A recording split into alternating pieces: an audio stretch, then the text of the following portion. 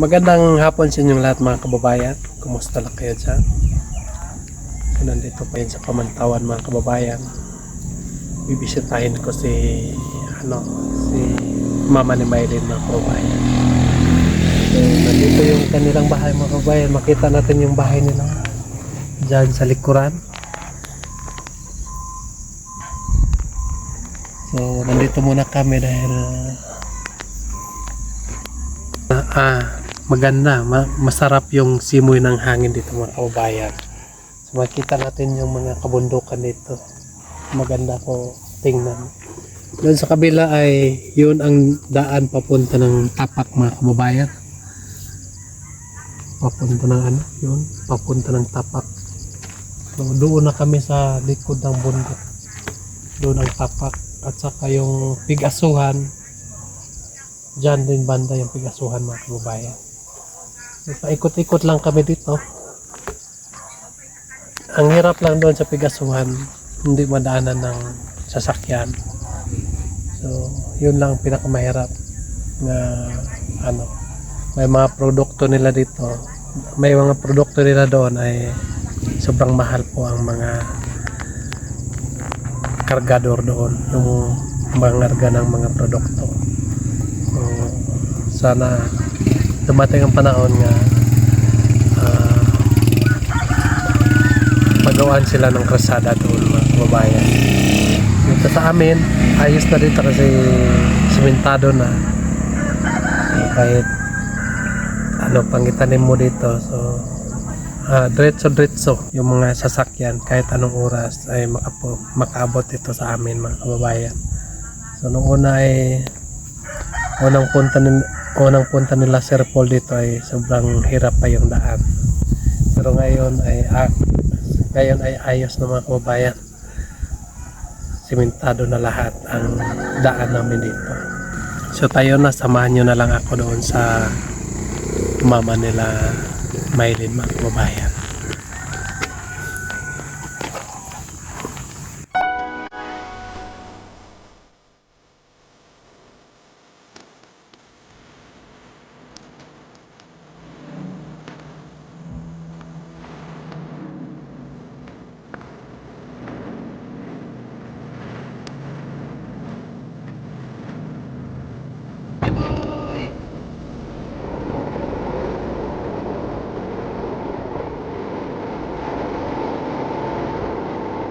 Oh.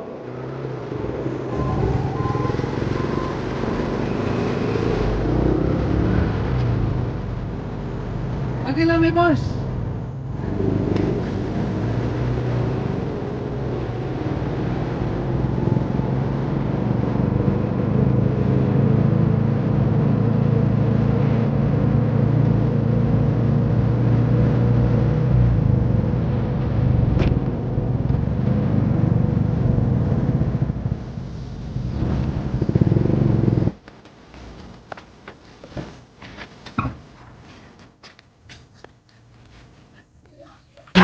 Dito na tayo mga kababayan.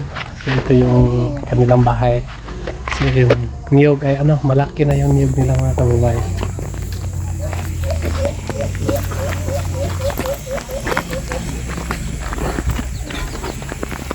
Sobrang ganda kasi yung dingding nila ay tulad ng kasi yung nila, yung dingding ay tulad sa ganito mga kababayan, bamboo.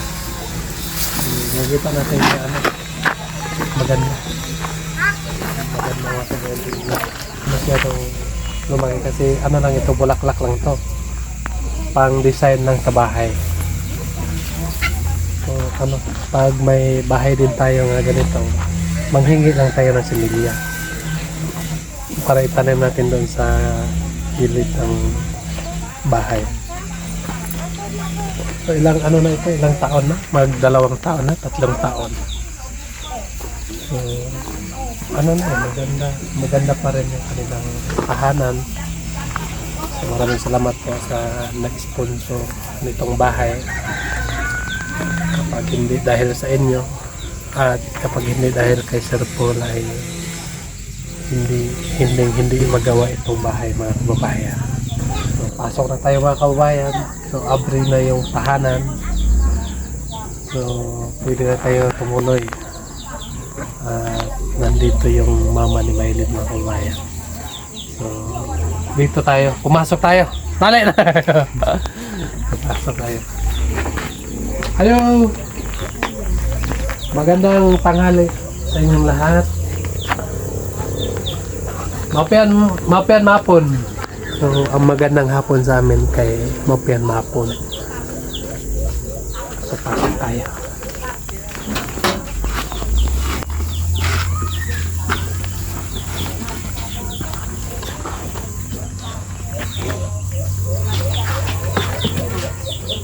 So, dito na tayo mga kababayan. So, ito yung mama ni Maylin. Kasing ganda din ni Maylin. So kung ako yung tanungin, sinasabi kasi nila nga maraming nagsasabi, maraming naghahanga sa kagandahan ni Maylin. Pero sa akin naman din ay mas maganda yung nanay niya. Kasi po ay si Maylin ay galing lang doon sa mama niya, di ba? Di ba, stop? So pasok na tayo. Baka hindi tayo papasokin. Baka hindi tayo papasokin. Pasok tayo dito. Kumusta to? Okay ko rin ka eh. Kumusta ka? Bahay na yun? Sobrang linis pa rin yung kanilang bahay na bayan. Maganda kasi dito kasi kapag meron kang malalim na iniisip, dyan ka lang, umupo ka lang dyan. So makikita mo na yung kapaligiran. So maganda yung pagkaturok ng bahay dito. So nandito na yung nanay ni Maylin. Na-miss mo ba si Maylin?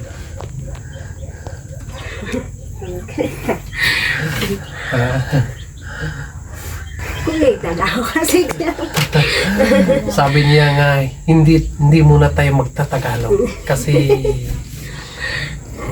magkalisod-lisod ako, sabi niya.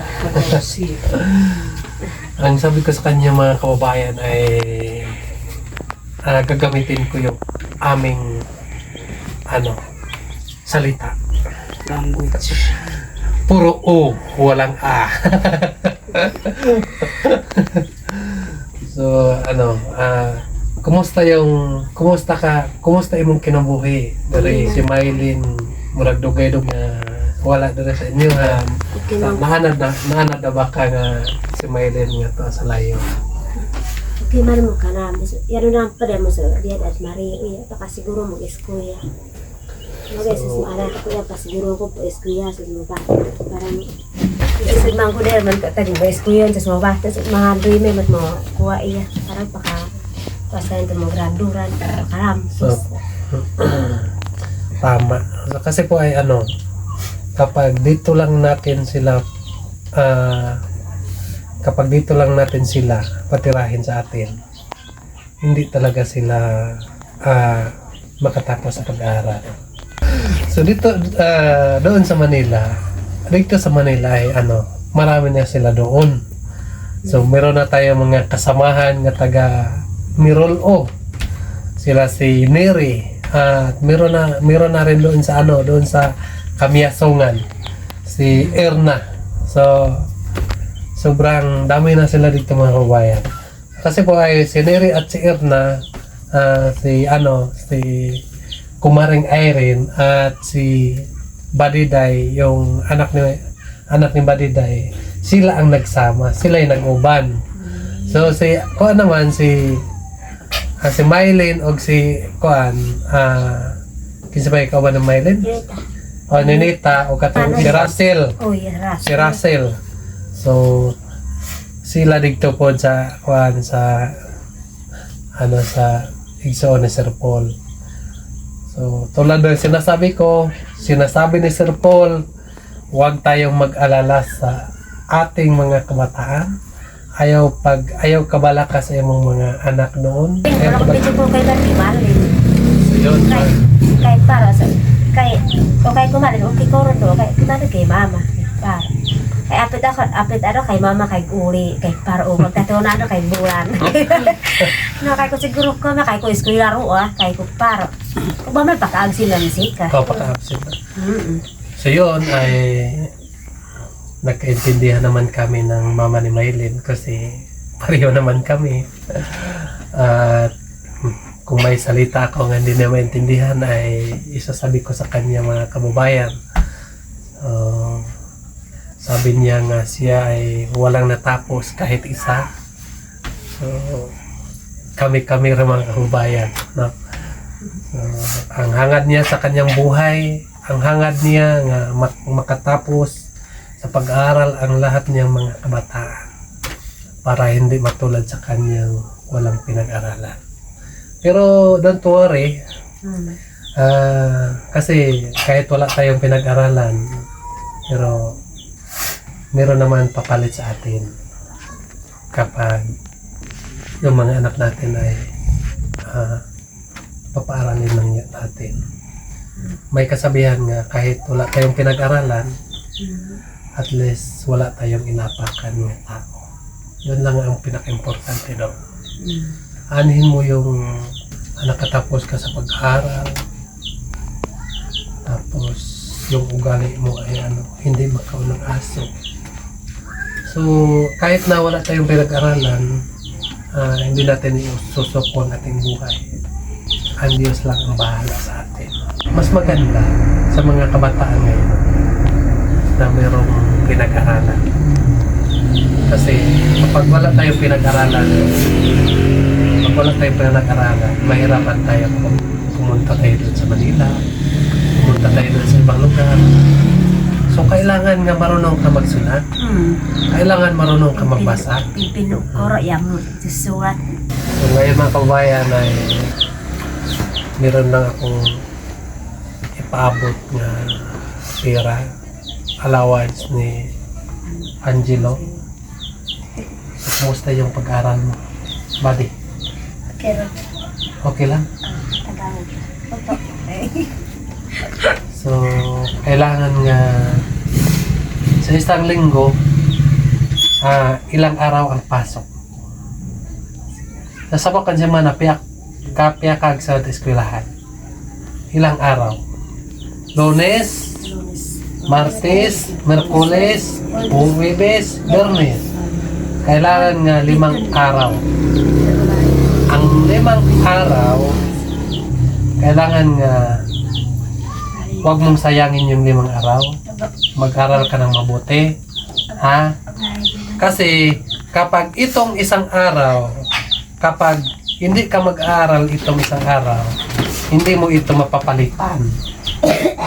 Hindi mo ito mapapalitan. So, kailangan nga mag-aral ka ng mabuti.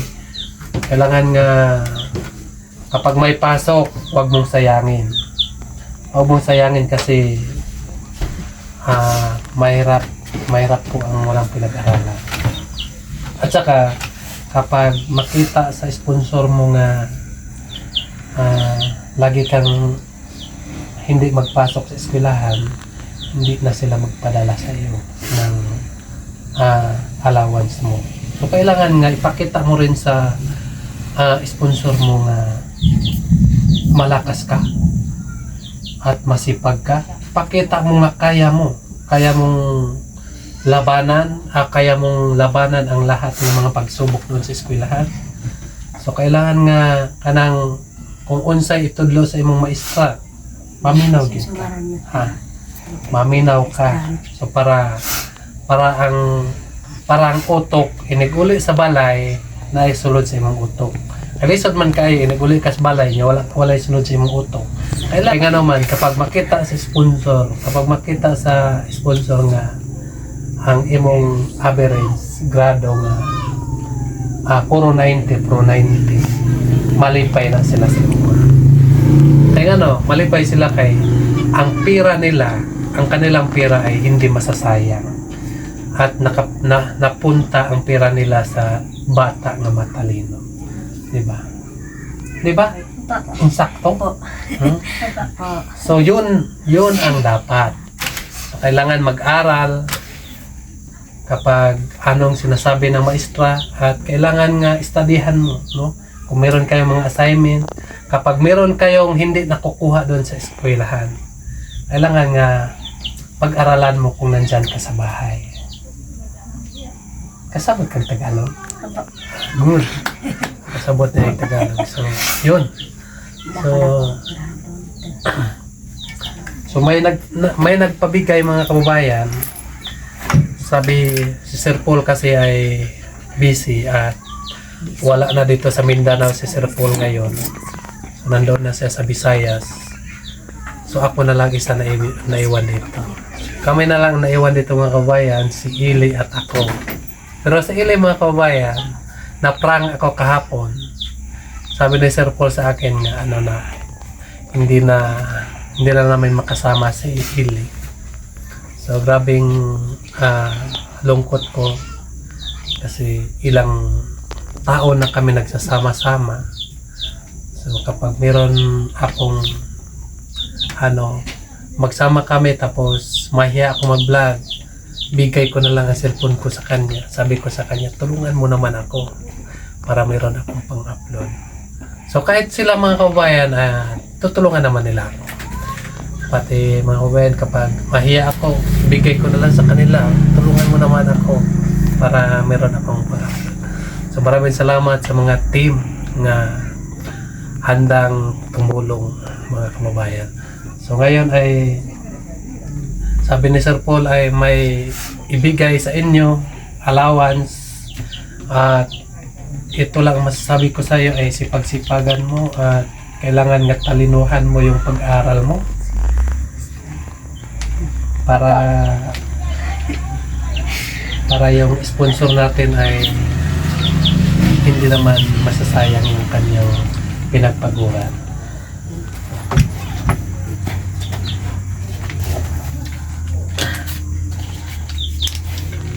So, magpapasalamat lang po ako kay Tita Malia Woods mga kababayan. Nagpaabot siya ng tulong, allowance dito sa bata sa kanilang pamilya. Nagbigay siya ng 8,000 mga kababayan. So, sabi ni Sir Paul nga ikaw na lang magpunta doon para makausap mo rin yung mga nanay at para masabihan na yung pag-eskwela ay hindi dapat maghinto ang mga anak. So sana po ay itong pera ay magamit ito sa pag-aaral, allowance sa bata. At hindi ito pwede gamitin ng kahit ano. So, gamitin ito para sa kanyang pag-aaral o mga ano niya. So dapat ay dapat ito ay kanang huwag niyong sayangin. Tulad ng sinabi ko, hindi natin sasayangin ang binigay ng Espiritu sa atin. Para hindi mawala yung tiwala ng mga tao sa atin. Hindi mawala ang tiwala ng ating sponsor. So ito ibigay ko na ito. So maraming salamat sa iyo. Sana po ay mapanood mo itong video namin. Ayan na bali. Ayan na.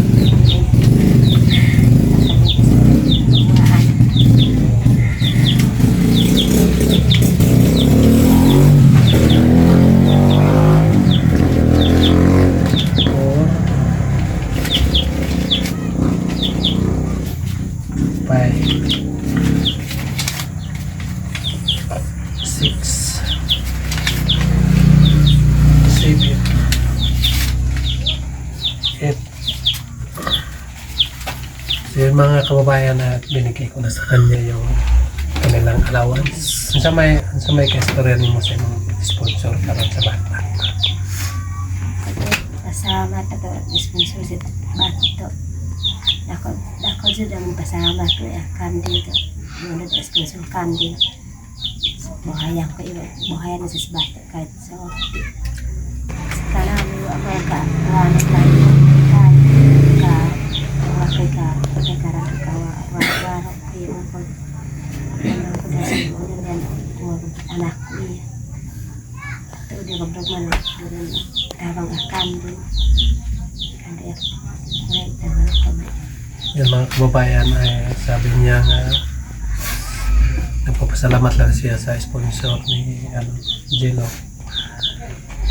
Kasi po ay kapag sila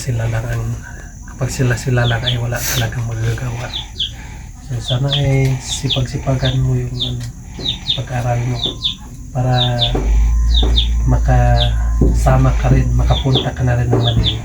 Alam mo kapag bright tayo, sasama tayo dun sa Manila. Doon tayo paaralin, diba? So makasakay na tayo ng aeroplano. So kailangan nyo magsipag ka. Lalo na nga meron tayong mga sponsor. Huwag natin biguin ang ating mga sponsor. Mag-aaral ka. Walay absent. Yung klase, wala kay dahilan nga nung absent ka. Wala kay allowance, diba? Wala kay dahilan kasi wala kay allowance. Kung sa pa may dahilan nimo. So dapat nga pagpatuloy mo yung pag-aral mo. Kapag may klase, wish ko lagi ka. So ito, meron akong ibigay daw ni Sir Paul sa inyo.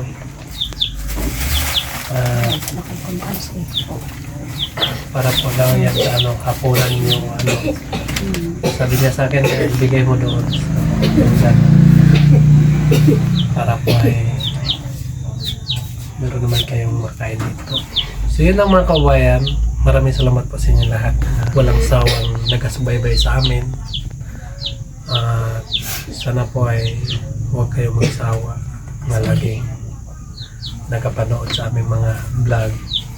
At lagi natin susuportahan mga kababayan ang PB team na nagbiyahe, nagpunta doon sa sa Visayas, at lagi natin susuportahan mga kababayan.